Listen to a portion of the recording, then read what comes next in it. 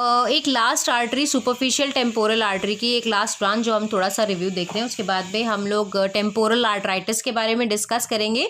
So transverse facial artery it also arises with in the parotid gland. Parotid gland के अंदर arise होती है. किस तरह से क्या होता है, जाइगोमैटिक आर्च और यहाँ से आपकी जारी होती है. सपोज ये मैं 3D नहीं बना सकती, ये सपोज पीछे मेरा जाइगोमैटिक आर्च है और ये मेरा पेरोटिड डक्ट है. ठीक है, इनके बीच में से एक आर्टरी जा रही होती है and that artery which is going in between this वो होती है हमारी ट्रांसवर्स फेशियल आर्टरी. और इसके साथ में जो नर्व पास हो रही होती है वो होती है, ये कौन सी हो गई है मेरी, ये तो मेरी होगी transverse facial artery. Transverse facial artery. ठीक है, इसके साथ में क्या है, एक हमारी जो नर्व इसके एसोसिएशन में जा रही होती है वो कौन सी होती है, zygomatic branch of facial nerve. जैसे हमने पहले सुपरफिशियल टेम्पोरल आर्टरी में देखा था कि उसके पैसेज के साथ में ऑरिकुलो टेम्पोरल नर्व जा रही होती है. तो ट्रांसवर्स फेशियल आर्टरी के साथ में जो नर्व हमारी जा रही होती है that is your zygomatic branch of facial nerve. Zygomatic branch of facial nerve जो बेसिकली वहाँ से जा रही होती है. Zygomatic branch of facial nerve और ये ट्रांसवर्स फेशियल आर्टरी है. This is my zygomatic arch, ये हमारी जाइगोमैटिक आर्च है और ये हमारी पेरोटिड ग्लैंड की डक्ट है. ठीक है, अब इसके बाद में क्या है, ट्रांसवर्स फेशियल आर्टरी जो है that is going and it move across the masseter muscle. तो जो हमारे ट्रांसवर्स फेशियल आर्टरी है, ट्रांसवर्स फेशियल आर्टरी के लिए हम लिखेंगे कि transverse facial artery rises with in the parotid gland, it move across the masseter muscle. और ट्रांसवर्स फेशियल आर्टरी का जो सप्लाई एरिया है, वैस्कुलरिटी प्रोवाइड करने का एरिया, उसकी डायमेंशंस कुछ 7 centimetre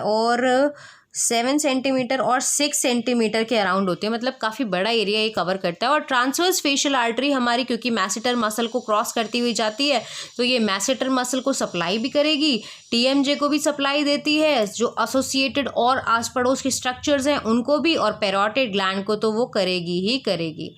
and transverse facial artery आगे जाकर ये फेशियल आर्टरी जो हमारी एक्सटर्नल कैरोटिड आर्टरी की मेन ब्रांच होती है उसके साथ में it carry out and causes the anastomosis. उसके बाद में ये फ्यूजन कॉज करती है. Right, now I will show you with the help of diagram. Before that हम इसके बारे में लिख देते हैं कि अगर हमें आता है कि ट्रांसवर्स फेशियल आर्टरी की, क्योंकि हम जब भी कभी कहीं आंसर लिखते हैं तो ये चीज़ें समझाने के बाद एक स्टेटमेंट हमारे पास में होनी चाहिए that what is the statement which we have to write, which we are suppose to mention when we will be doing it out. Right, जैसे हमने ट्रांसवर्स फेशियल आर्टरी के बारे में जो भी बोला है उसको एक लाइन में कैसे लिखा जाएगा, we are going to write this out. Okay, so ये हमने कंपाइल कर दिया that transverse facial artery arises with in the parotid gland, it move across the masseter muscle, it supply to the parotid gland, masseter muscle, TMJ and the structures around. And the vascular territory of the transverse facial artery is really large, it is 7 centimetre and 6 centimetre. Whereas one important line जो हमें transverse facial artery के साथ में एक और लिखनी है वो क्या लिखनी है, it forms an anastomosis with the facial artery which is a branch of external carotid artery. ठीक है, अब हम लोग बात करेंगे टेम्पोरल आर्थराइटिस के बारे में कि टेम्पोरल आर्थराइटिस में बेसिकली क्या होता है. राइट, या टेम्पोरल आर्थराइटिस के में बेसिकली पता है क्या होता है दैट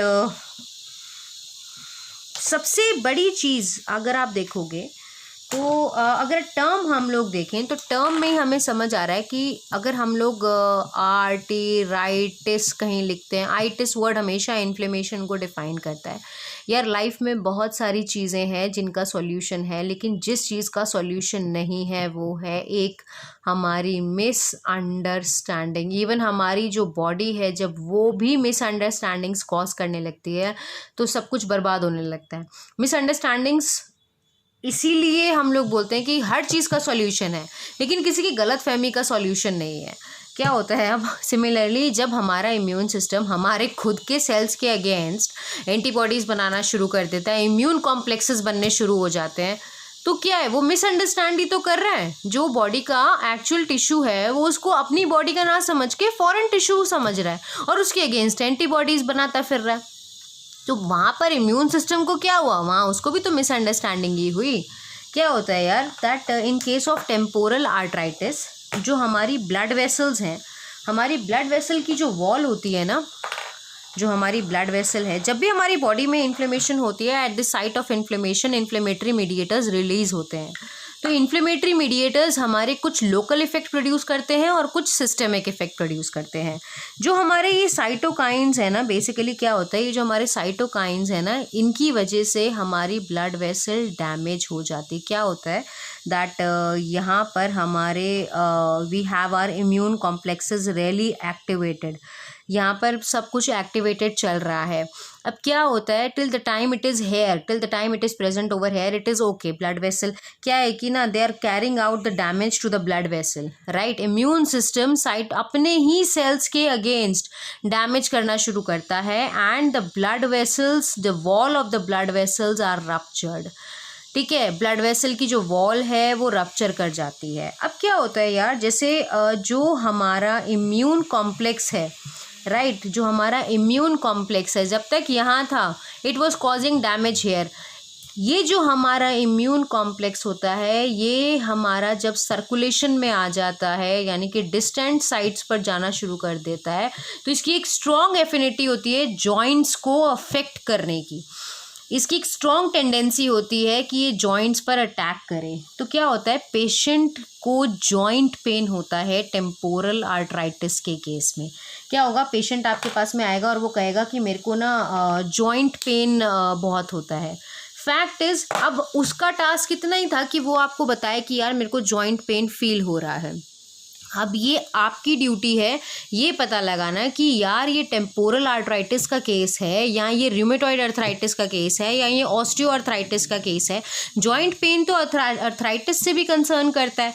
तो बेसिकली पेशेंट जब आएगा ना, तो वो आपको सिर्फ इतना नहीं बोलेगा कि मुझे इम्यून कॉम्प्लेक्स, मुझे जॉइंट पेन है, वो आपको बोलेगा that I am suffering from fever, मुझे फ्लू जैसा फील होता है, जैसे फ्लू में बॉडी में मैलेज और बहुत सारी कमज़ोरियाँ आने लगती हैं, मुझे वो सब चीज़ें फील होती हैं, राइट। तो बेसिकली टेम्पोरल आर्थराइटिस के केस में पेशेंट वायरल सिम्टम्स के लिए कंप्लेन करेगा, राइट। वायरल सिम्टम्स के लिए वो कंप्लेन करेगा, प्लस क्या होगा, दे विल से साइमल्टेनियसली हो गएगा कि मुझे जॉइंट पेन भी है। प्लस जो ये केसेस हैं ज़्यादातर औरतों में देखे जाते हैं, ओल्ड औरतों में, ओल्ड वुमेन में they are quite more common, and you can say okay this is a case of temporal arthritis. अच्छा, नॉट ओनली दिस, क्योंकि हाँ उसकी एंटीरियर और frontal branch is forming out anastomosis with your ophthalmic artery, तो कई बार patient को vision problems भी होती हैं। और विजन प्रॉब्लम हमें कई बार क्या करता है, कंफ्यूज करता है कि ये माइग्रेन है या फिर ये हमारा टेम्पोरल आर्थराइटिस है। तो उसमें हम लोग क्या करेंगे, एज के अकॉर्डिंग देखते हैं। माइग्रेन यंग लोगों में कॉमन होता है, और ब्लाइंडनेस और विजन ब्लरनेस और यू कैन से प्रॉब्लम्स जो विजन रिलेटेड होती हैं वो सब ओल्ड लोगों में टेम्पोरल आर्थराइटिस को कंसर्न करती हैं। I am not sharing this much because I have uploaded a lecture on vasculitis. मैंने वैस्क्यूलाइटिस के ऊपर एक पूरा लेक्चर अपलोड करा है, please do visit over there. Temporal arthritis will be actually clear to you सारे इवेंट्स, कि जब हमारी बॉडी में कोई भी इम्यून सिस्टम जब भी किसी के अगेंस्ट काम करता है, प्लस एक्चुअली अगेंस्ट जब वो किसी फॉरेन बॉडी के काम करता है, चाहे वो अपने आप को समझ के करे मिसअंडरस्टैंडिंग में, या एक्चुअल किसी बैक्टीरिया या फंगाई या वायरस के अगेंस्ट काम करे, तो हमारी बॉडी में कौन कौन से सेक्टर्स हैं जो एक्टिवेट होते हैं और किस तरह से ये सारे इवेंट्स होते हैं। So entirely it is discussed in the lecture of vasculitis. वहाँ से क्लियर होते ही what all lines are written for the temporal arthritis वो बिल्कुल क्लियर हो जाएंगी।